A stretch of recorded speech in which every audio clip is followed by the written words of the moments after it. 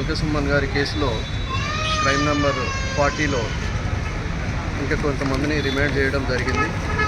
వారు యాక్చువల్గా ఇంతకుముందు యాంటిసిపేటరీ బెయిల్ వేసుకొని వాళ్ళు హైదరాబాద్లో ఉన్నవారు వాళ్ళ ఫ్యామిలీ మెంబర్స్ బాగులేనందువల్ల వాళ్ళు అక్కడికి రావడం వల్ల వాళ్ళ యొక్క ఫోన్ను ట్రేస్ చేసి వారిని నేటి రోజున నిన్న నైట్ అరెస్ట్ చేయడం జరిగింది.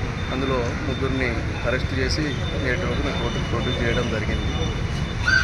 టుమారో సుమనన్న బెయిల్ ఆర్డర్ కావడానికి ఉన్నది కాబట్టి నేటి రోజున వారు ఉద్దేశపూర్వకంగానే యాంటిసిపేటరీ బెయిల్ వేసుకున్న వారిని అరెస్ట్ చేయడం జరిగింది.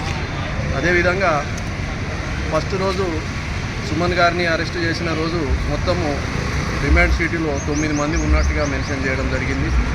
దాని తర్వాత ఇంకొక ఇద్దరిని అరెస్ట్ చేసుకుంటూ కోవలక్ష్మి గారితో 14 పోవడం జరిగింది. అది నేటి రోజున ఆ 14 సంఖ్యను ఈ ముగ్గురిని కలుపుకొని 25 పోవడం జరిగింది.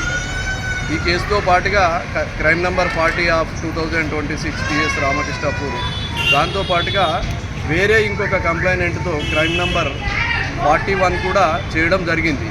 అందులో అది బెయిలబుల్ అఫెన్స్. అందులో 25 మెంబర్స్ ఉండే.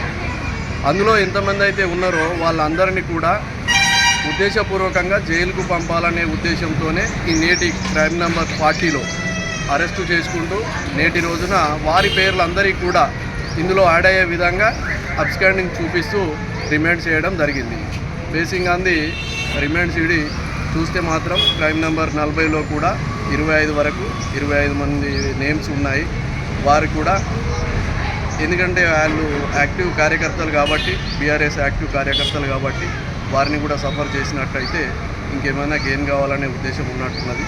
ప్రభుత్వం ఇట్టి ఫాల్స్ కేసు మీద ఇంత ఇంట్రెస్ట్ చూపించినట్టు ఇక్కడ పెండింగ్లో ఉన్నటువంటి 8-9 వేల కేసులలో కనుక చూపించినట్టయితే స్పీడీ డిస్పోజల్ అయిపోయి ఏదైనా ప్రజలందరికీ న్యాయం జరిగే విధంగా ఉంటుంది. ప్రజాస్వామ్యాన్ని కూని చేయడానికి ఒక ఫాల్స్ కేసును అడ్డం పెట్టుకొని చూస్తున్నటువంటి వారికి ప్రభుత్వం తరఫున ఏదైతే ఉన్నదో వారు జవాబుదారీతనంగా ఉండాల్సిన అవసరం ఉన్నది. వారికి ప్రజలు గుణపాఠం చెప్తారని ఈ విధంగా తెలియజేస్తున్నారు.